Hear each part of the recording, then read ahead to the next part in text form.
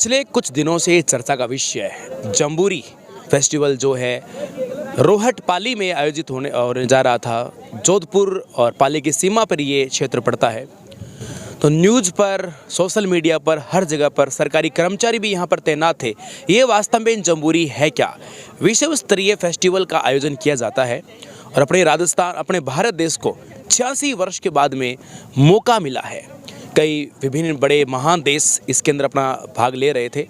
आखिरकार ये जम्बूरी है क्या? वैसे तो ये आज लास्ट डे है, एंडिंग का डे है, वैसे तो हो भी चुका है। तो आप ये देख सकते हो प्रवेश द्वार पर हम लोग खड़े हैं। यहाँ पर आप बोर्ड में देख पा रहे हैं 18 नेशनल। पूरी बात यहाँ पर लगी हुई है और अभी तंबू जो पूरे खाली हो चुके हैं, लेकिन फिर भी हम आपको जम्बूरी के बारे में डिटेल देना चाहेंगे। जम्बूरी क्या है? हमारे साथ है मिस्टर दारा सिंह जी सर।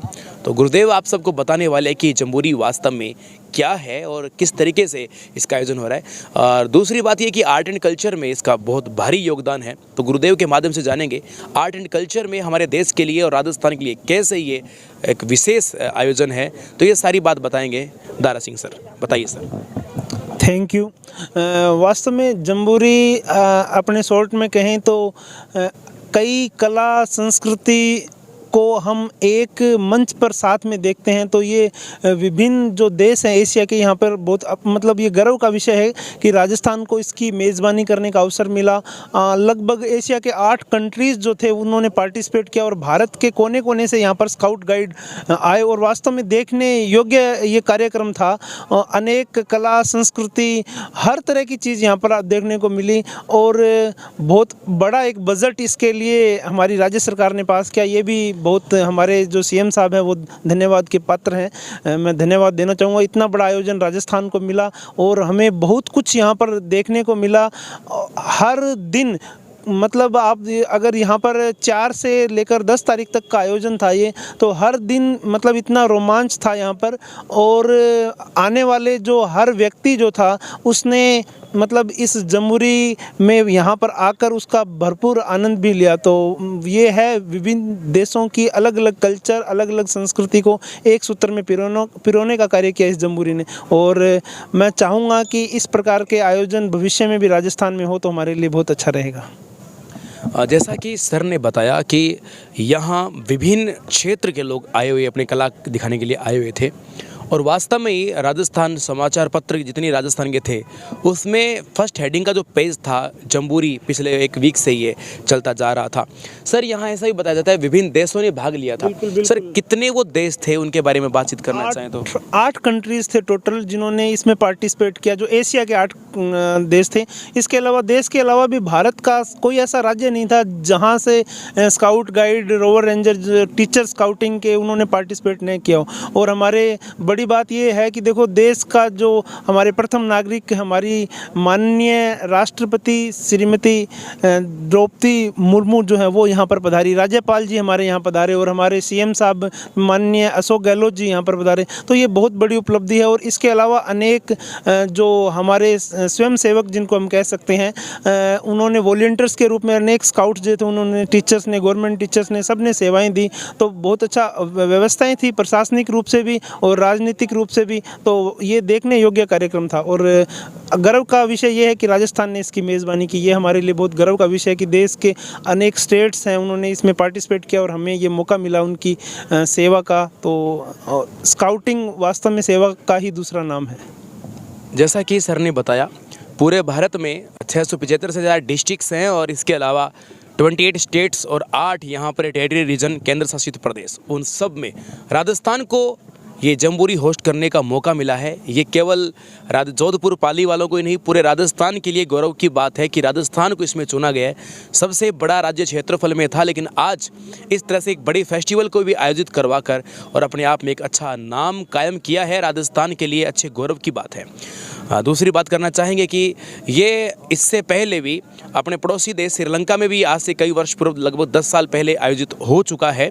और ज़्यादा से ज़्यादा यहाँ पर इस बार जो लोगों ने भाग लिया है, जहाँ तक समाचार पत्र और सूत्रों के माध्यम से पता चलता है कि जो नॉर्थ एशिया है वहाँ के जो लोग थे और उन्होंने अपनी अपनी कलाओं को यहाँ पर आकर दिखाया था।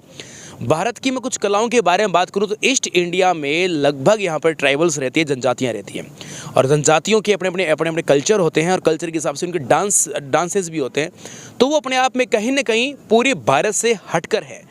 सेवन सिस्टर ऑफ इंडिया के जो डांसेस है वो हटकर है और उन्होंने भी अपनी यहाँ कलाकृति दिखाई थी और अपनी परफॉर्मेंस भी दिखाई थी। तो विभिन्न राज्यों की पूरे भारत को एक सूत्र में पिरोने के साथ साथ पूरे विश्व को एक सूत्र में पिरोने का काम इस जम्बूरी ने किया है और आगे भी कर रहा है। और आप भी जम्बूरी के बारे में कुछ जानते हैं तो निश्चित रूप से एक कमेंट पक्का बनता है और लाइक तो निश्चित रूप से करना ही है आपको।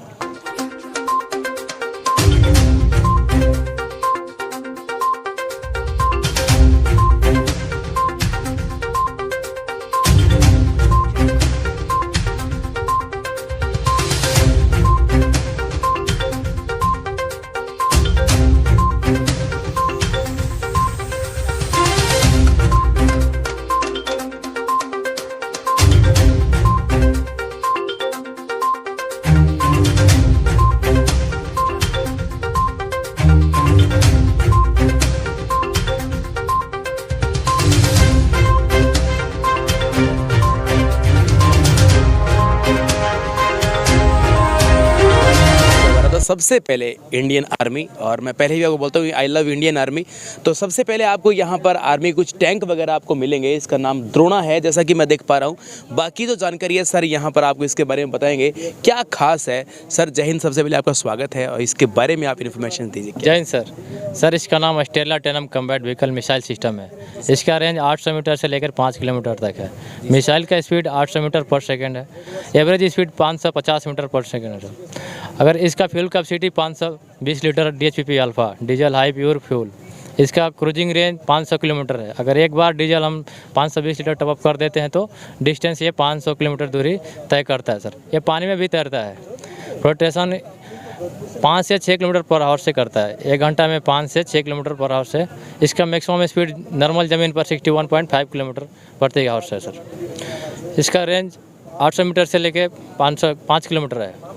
और मिसाइल टारगेट को जो रिसीडर टारगेट है उसका इफेक्टली इंगेज करने के लिए 306 मीटर प्रति सेकंड से जो टारगेट हमारे से दूर जा रहा है उसको इजीली इफेक्ट की ट्रैक करके उसको डिस्ट्रॉय करने का इसको क्षमता है।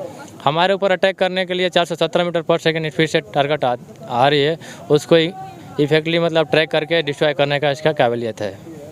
इसका सर मोड 2 है, एक PC मोड है, एक IR मोड।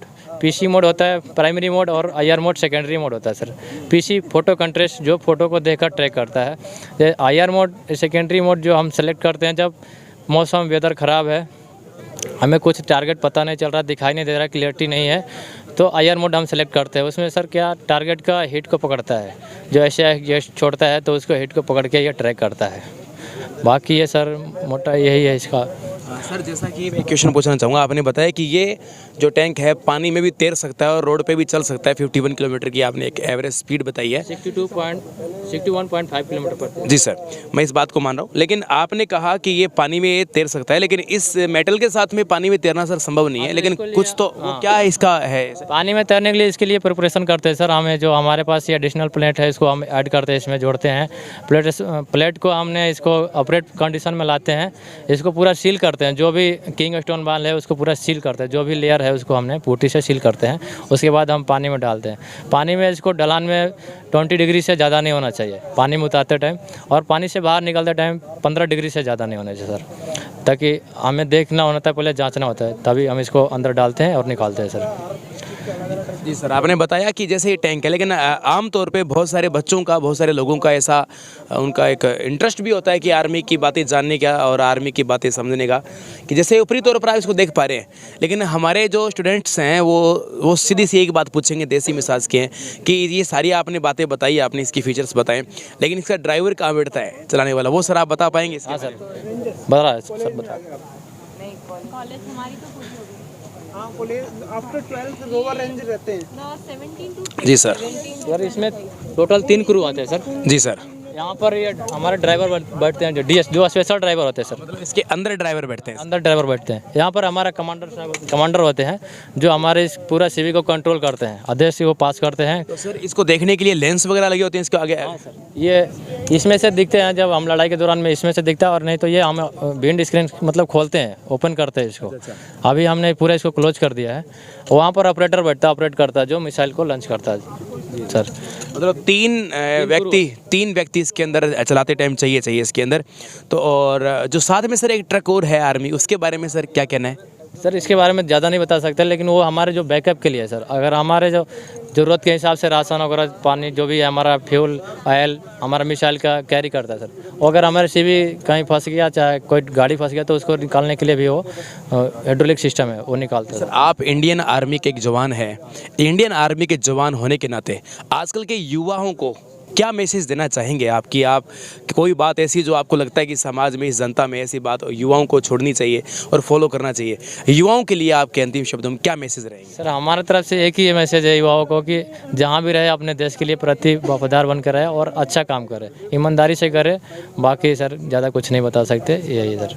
जैसा कि हम अपने दिल से करते हैं सर, ईमानदारी से करते हैं अपने काम को, जो हमें मिलता है हम पक्का 100% करते हैं उस काम को।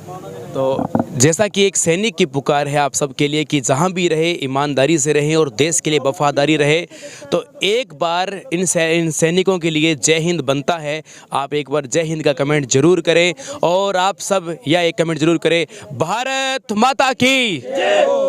कि मैं आर्मी जोन आपको दिखा पा रहा था, एक बड़ी सारी मिसाइल तोप आपके सामने है, जो टायर पर रखी हुई तोप होती है, जो इंडियन आर्मी के पास खास है।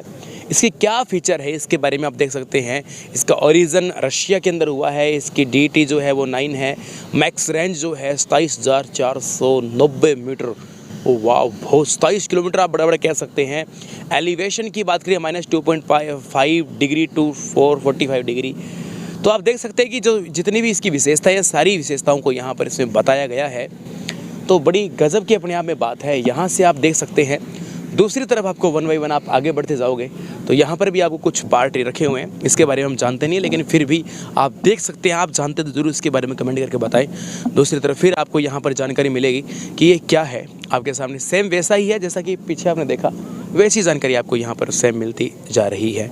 आर्मी जवान जो इस तोप के बारे में बताएंगे क्या है, क्योंकि हम तो ऊपर से इसको तोप ही बोल सकते हैं, इसके अलावा इसको टेक्निकली रूप से क्या बोला जाता है, पूरी जानकारी आपको ये सर देंगे। बताइए सर। जय हिंद। सबसे पहले जय हिंद सर, सभी को जय हिंद। ये का नाम, पूरा नाम 155-45 फील्ड गन 130 mm अप गन सोल्टम है इसका पूरा नाम। इसका रेंज 38,458 किलोमीटर है, और ये 9 आदमी काम करते हैं इस पर, और ये रसिया से ख़रीदा हुआ है। अभी इसका ये ट्रेवलिंग इसमें फायरिंग पोजीशन में है, और इसको हम यहाँ पर लेआउट करने के लिए लाए हुए हैं, जो कि जम्बूरी में दिखाने के लिए, ताकि जो है सभी का देश प्रेम बढ़े, सब लोग इसके बारे में जानकारी हासिल करें। थैंक यू सर, इतना बहुत। ओके, जय Hind sir. Okay, thank you.